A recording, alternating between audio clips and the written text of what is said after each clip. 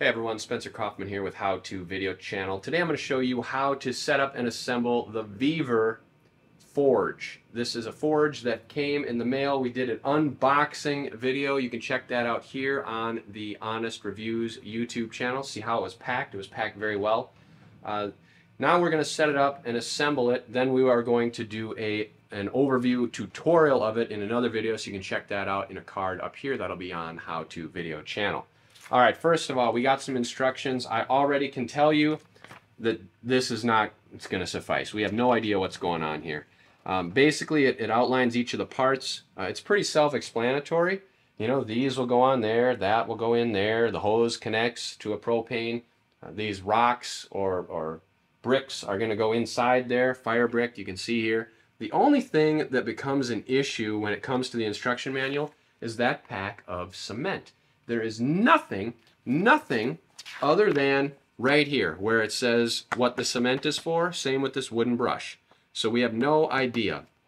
Now, on the bag of cement it says, please mix the refractory cement and tap water according to weight ratio of 10:3.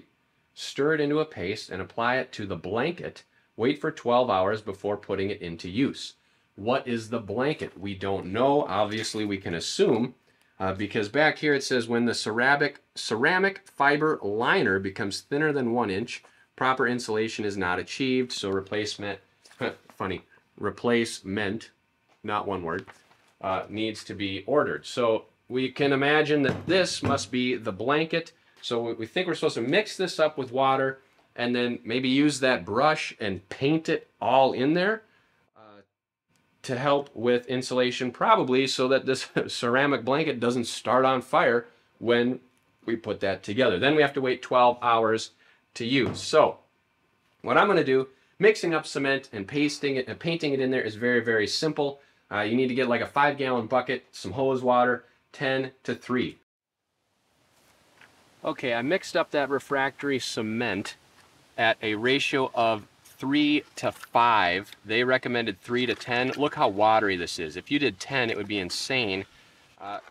It should even be less. I feel like it should be an equal ratio of water to cement, because the sand, the aggregate, isn't even mixed in because there's way too much water. It cannot create a paste. So I mixed it up like this. There's no way we're going to use the paintbrush to put it in there. So what I'm going to do is just kind of dump it in. It's going to soak up into the blanket, and that's what is going to have to happen. So we'll dump it in, kind of let it soak in. That's what's supposed to happen anyway. It's supposed to be a good liner. So we're going to pour this concrete in there, allow this to evenly coat that blanket. You want to cover it completely as much as possible, have no white showing, and then of course allow this to dry for 12 hours so it hardens, because this is what is going to protect that blanket from the heat. So if you have any questions, post them in the comments below. In addition, hit that subscribe button and bell icon to stay tuned to future videos. According to the instructions that again are written in very poor English and very, very simple right there, right here, we need to first take these, put them on. I'm going to put all of the screws to the outside so we can easily regulate them. Okay, 1, 2, 3. Then we take this, put it up here, just like so. They need to go in there. We can also rotate that. All right, these are the air nozzles, so you can control the ventilation. It says in the instruction manual it'll put them about halfway, but we'll see what that would appear to be. Let's get this out of the way so we can slide this up. You can't see it then. Let's just angle that up. Bear with the garage state. So like this. There, now you can see this accurately. This is kind of a larger product that we're dealing with here. Alright, so we'll line these up so they're all in the front. Why are they all in the front? Because then I can easily adjust them. These sideways are all off. Obviously there's no propane on there right now. What you could do is maybe put them all in the back, because this is where the propane hose liner is. So that would be the proper, or probably the best thing to do. So what we're going to do here is just pull this out. They really stick. So we're going to go like this. This will become the back. There. And we can get them, they should go, there we go, they should go all the way in, according to the instruction manual. But I guess not, they're going to be a little loose. Then it says to take screws, which are provided, and screw this in with the set screws. Now it's very strange, because these set screws, man, they really don't thread in there hardly at all. And that's supposedly going to hold those in, but again, yeah, they just spin. Check out the instructions. Lock the burners into place, into position using the set screws. Number 3 right here, set screws.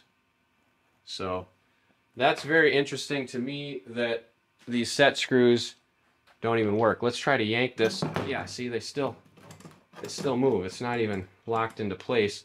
So these screws don't really work.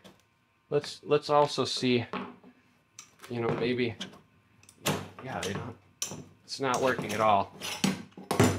Let's see on there, there's no position to put a screw. There's no like hole here. So it's not like we put it in the wrong place. It's just the fact that these set screws, yeah, they don't lock in, they don't secure.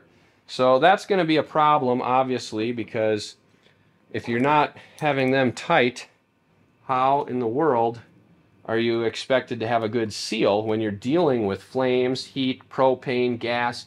Oh, wait a minute. That one works. So we got 1 out of 3 that holds tightly in the set screws. So that's still concerning. Let's go up again, show you these. The next thing you need to do, tighten these up. See, now this is how it should be on the bottom.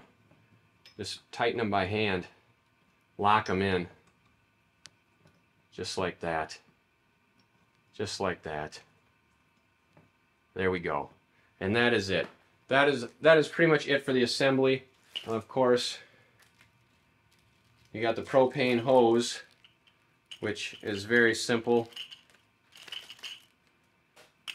Just like a gas grill, that goes on the tank. This part goes right here. So we'll screw that on so you can see that. Huh, interesting. This doesn't spin. This is locked tight.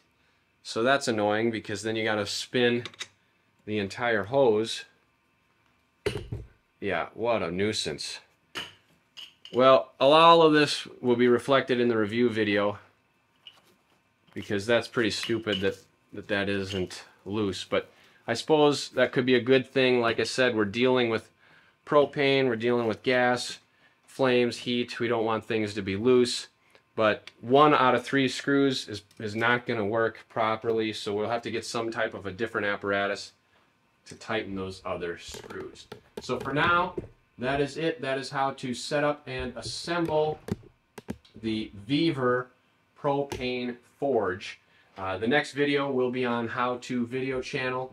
You will see that, and it will show you how to use this product, and at that time we'll have the cement inside there with those fire bricks placed inside as well. So hit the like button, hit that bell icon, and hit the subscribe button to stay tuned as when we post that video. Thank you.